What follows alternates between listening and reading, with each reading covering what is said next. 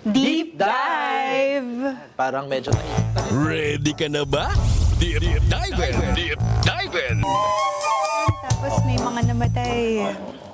Pero nakakabahala naman talaga, no? Kasi ako growing up, no, I studied in a public school, no. Marami akong mga kinakatakutan sa pagpasok sa eskwelahan, but never the idea na maaari akong mabaril, no, madamay sa mga insidente ng karahasan sa loob ng paaralan. Yun yung time ko, ha. Hindi ko alam sa time nyo kasi medyo matatanda na kayo sa akin, eh, diba? So, Kuya Carlo, Nasa Gen Z side ka ng Gen Z.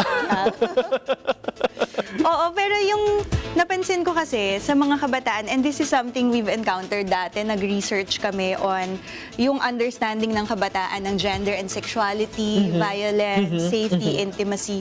Tapos, ang isang mahalagang natutunan ko doon, napakalinaw sa mga kabataan ng sense nila ng stress. Napakalinaw yung sense nila ng nakaramdam ba sila ng pressure.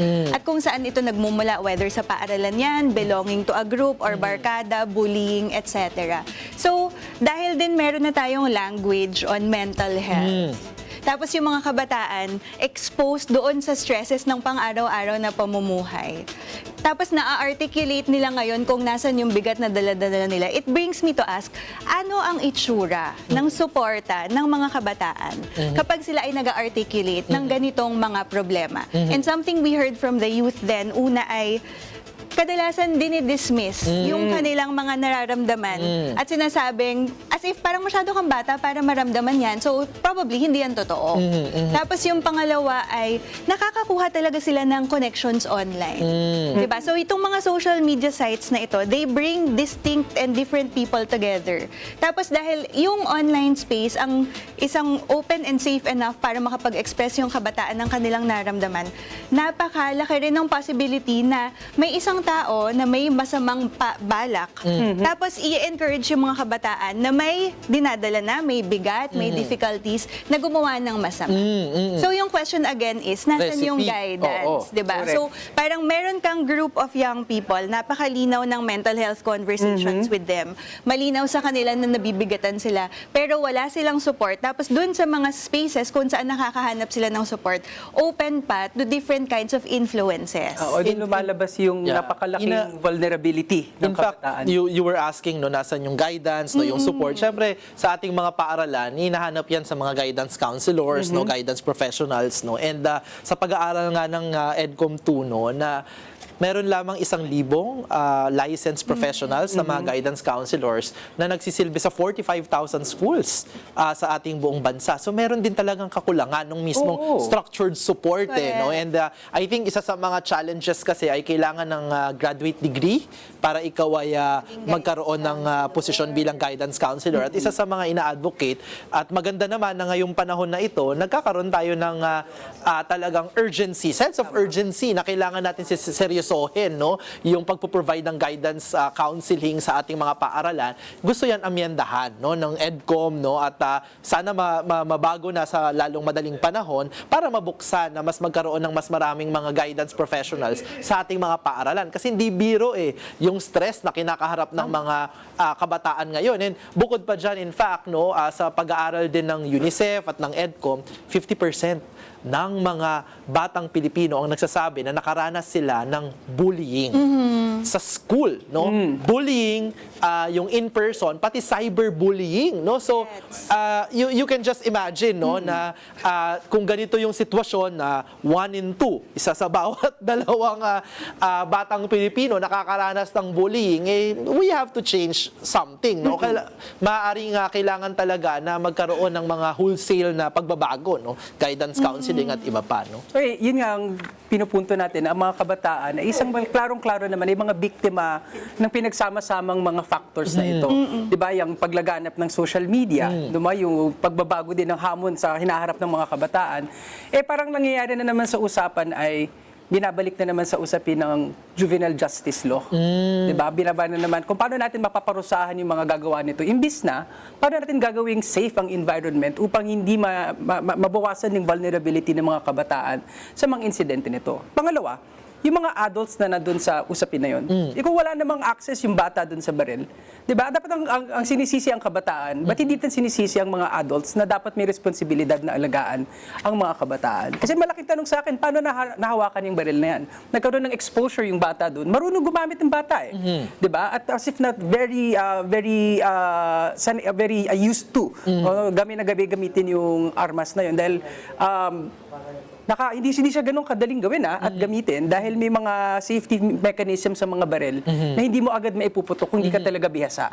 So ibig sabihin, may environment na may kinalalakihan yung mga bata na minsan napipihit sa hindi magandang gawain. So pinupunto ko lang dito, talagang tignan natin ang mga kabataan na to bilang biktima ng isang mas malaki at mas malaking problema na hinaharap dapat natin sa lipunan. Ako agree ako, Carlo, na parang yung reflex kasi natin ngayon ay i-criminalize yung mga kabataan, mga bata, o ibaba natin yung minimum age of criminal liability. Pero kung may juvenile justice, dapat talaga may adult responsibility law din Kasi lumalabas doon sa barilan dito sa Zamboanga, pati yung nauna sa Tacloban, nakaraan lang din yun na service firearm, yung nagamit nung at least emerging reports na service firearm, 'di ba? Meron naman dapat mga protocol na walang mga access yung bata. Even if you are storing your firearms at home, dapat meron yang malinaw na protocol kung paano mo yan sine-safe keep, In fact, the problem here is that hindi natin naman mapipigilan yung krisis sa damdamin ng lahat ng mga bata, somehow part din ng adolescence yan, but of course sana may guidance counseling, may mental health support, Pero what we can stop is that every adolescent crisis ay hindi kailangan mag-uwi sa barilan. Kasi hindi naman dapat nakakapag-access sa firearms. So, dapat magkaroon din ng national audit yung mga humahawak ng service firearms, paano ba to ini-store, And more importantly, I think, the other adults in the room are the people in power, the public officials, Ano palang ina-expect natin kung araw-araw na naririnig ng ating mga kabataan ay kill, kill, kill, Ano palang ina-expect natin kung araw-araw pinalaki natin yung mga bata na ang language ng Pangulo, ikalawang Pangulo, ng mga makapangyarihan sa pamahalaan ay ninonormalize yung karahasan, ninonormalize yung paggamit ng dahas sa lipunan, bilang public policy, bilang pamamaraan para i-resolve yung problema natin bilang isang society. I think it's not a coincidence, And it's not hard to imagine na papasok sa isipan ng ating mga kabataan na maaari palang gamitin din nila ito kung naririnig nila sa mga makakapangyarihang tao sa ating bayan. So, yes, it's a very complex problem, Marami, maaaring mental health, access to firearms, parenting, the challenges of growing up as an adolescent in a school, Pero wag na nating dagdagan na yung mismong public spaces natin, mga public officials natin, ay ine-engganyong patayin yung Pangulo, 'di ba? Pagbantaan yung buhay ng Pangulo. Kung yun po yung naririnig ng ating mga kabataan pag binuksan nila ang kanilang mga telebisyon, nakikita nila online na ganyan na nagte-threaten yung mga public officials natin, I think it's very easy to imagine na makakarating sa isipan nila na maaari nilang gawin din, diba? Oo, and tama ka. Thank you, Cleve, for bringing that up, yung idea ng culture of violence. Kasi nakakabahala na for the last how many years, violence ang key policy position parang ng reflex pamahalaan response, natin. oo. Parang violence sa drug war, violence sa mga lalabag sa COVID quarantine restrictions, tapos violence kapag hindi kayo nag-agree sa presidente, tapos nagiging case tuloy siya for impeachment, di ba? So yung question nga doon ay, yung culture of violence na ito, kung gusto ng ilang senador na mag-ban ng apps, pwede bang ang simulan nating i-ban ay yung culture of violence? Kasi yung apps, isang aspeto lang naman yun ng culture of violence, di ba? Kung titirahin natin, literal, di ba? But I mean, excuse the pun, pero kung tatargetin natin yung core of the problem as well, yung culture of violence that shows young people, actually, ang ginagawa mo pag nagagalit ka ay nagiging marahas. Then we have to start questioning na pagiging marahas ba ang solusyon sa galit?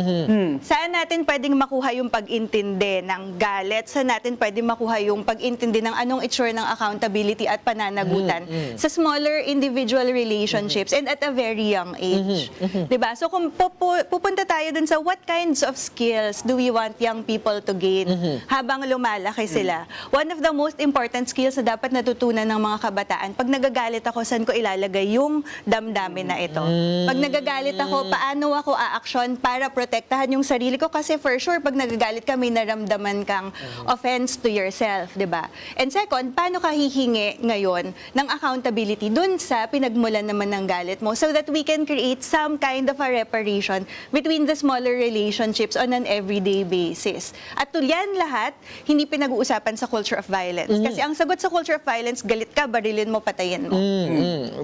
Napapansin nyo naman, hindi kami magagalitin dito, no? Wala po yung magagalitin sa amin, no? Saka, di pa nga umaabot sa punto ng barilin, yung uri din ng violence, yung mumurahin ka. Di ba? Ito-troll ka. Di ba? Aatakihin yung kasarian mo. Di ba? Katayuan mo sa lipunan. So, yung mga uri ng violence talaga na dapat wala ng lugar sa lipunan. Tsaka naalala ko lang, Carlo, no, nung gumagawa din kami ng research dun sa Oplan Tokhang, na pumupunta kami dun sa mga drug war hotspots, no, sa Metro Manila, talagang binisita, kinilala namin yung mga biktima at saka yung mga iba pang mga residente doon na talagang yung mga bata, nakita nila kung ano yung ginawa ng Tokhang dun sa kanilang mga pamayanan, 'di ba? Kung paanong talagang binabaril lang ng direkta, ng walang awa, mga bata, si Kian de los Santos, 'di ba, yung parang a famous example, pero yung pagbaha ng karahasan doon sa kanilang mga komunidad sa panahon ng Oplan Tokhang, yung pagdanak ng dugo, yung pagkita nila na yung mismong mga kapulisan, mga supposed state authorities, no, na dapat pinagkakatiwalaan nila yung gumagawa ng ganitong karahasan sa mga mamamayan. I think yun nga, no, nandito tayo ngayon, no, inanak nung ganong klaseng socialization. And remember, we're just seeing the effects of this now, no? Kaya ngayon pa lang, dapat din talaga, di ba, meron tayong EJK Truth Commission.